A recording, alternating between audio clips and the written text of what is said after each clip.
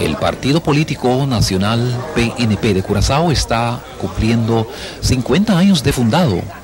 Motivos a que el candidato presidencial del partido COPEI estuvo de visita este fin de semana aquí en Curazao para traer una felicitación a todos sus integrantes y dirigentes a través de su amiga y colega curazoleña, la señora María Liberia Peters, quien es la presidenta del Partido Nacional del Pueblo Curazoleño.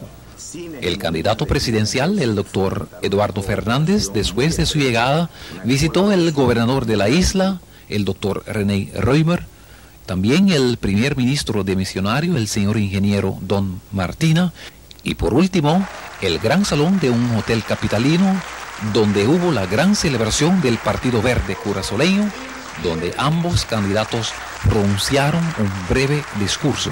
Para nosotros, del Partido Social Cristiano Nacional, el Partido Nacional del Pueblo, para nosotros un gran honor de tener acá el doctor Eduardo Fernández para aquí, en nuestra casa, agradecerle por todo lo que has hecho en la oposición para nuestro país y para nuestra gente. ¿Cómo será cuando llega al gobierno el doctor Eduardo Fernández?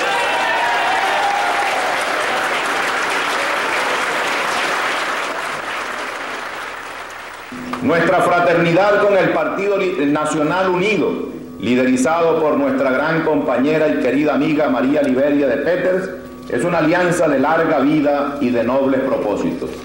Queridos amigos, permítanme que concluya estas palabras diciéndoles que si ustedes me lo permiten, volveré con la intención de volver a disfrutar de la hospitalidad de ustedes.